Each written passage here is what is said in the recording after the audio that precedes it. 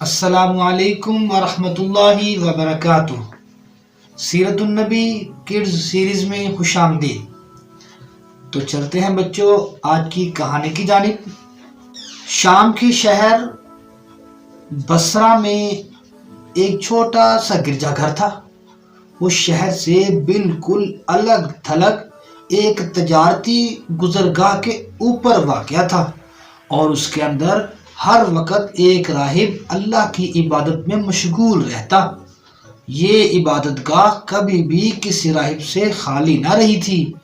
جب بھی کسی راہب کے جانے کا وقت آتا تو اس کے جانے سے پہلے ہی کوئی راہب وہاں پر موجود ہوتا، اور یہ راہب اللہ کی عبادت میں مشغول رہتے۔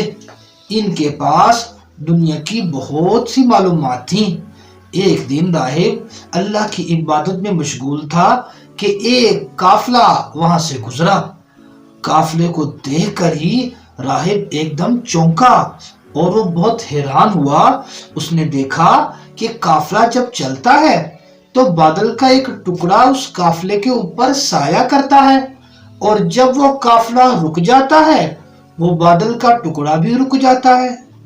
اور اس کی حیرانگی کی اس کے بعد انتہا نہ رہی کہ جب اس نے دیکھا کہ قافلہ جب کسی سایہ دار درخت کے نیچے رکتا ہے تو وہ درخت بھی جھک جاتا ہے۔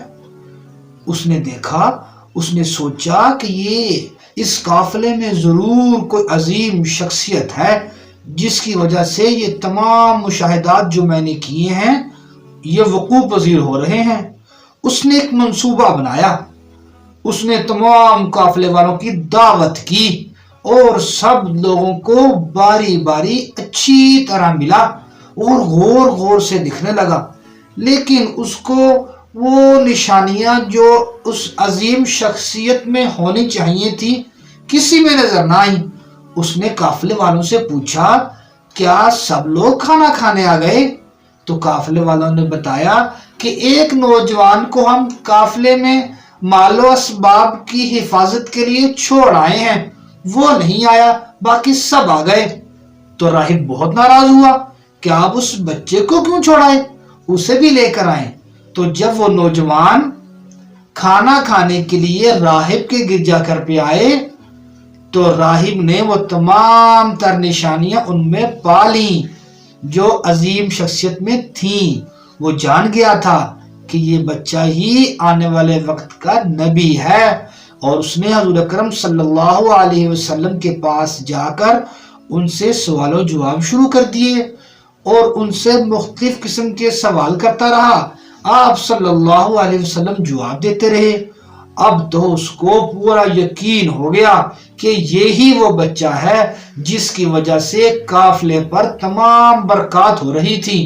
اس نے کہا کہ اس بچے کا تعلق کس بڑے بندے سے ہے؟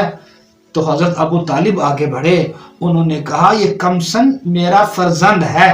راہب کہنے لگا یہ آپ کا فرزند نہیں ہو سکتا، اس کے تو والد صاحب کو بہت پہلے فوت ہو جانا چاہیے تھا۔ تو ابو طالب نے بتایا کہ یہ میرا بھتیجا ہے، اس کے والد صاحب تو اس کے پیدائش سے پہلے ہی فوت ہو چکے تھے۔ اب تو راہب نے تمام نشانیاں بتانا شروع کری تو ابو طالب بھی بہت حیران ہوئے۔ راہب نے کہا کہ وہ تمام باتیں جو مجھے ان کے بارے میں معلوم ہیں اگر یہودیوں کو معلوم ہو گئی تو وہ اس بچے کو نقصان پہنچائیں گے۔ آپ میری بات مانیں اور ان شخصیت کو واپس مکہ بھیج دیں۔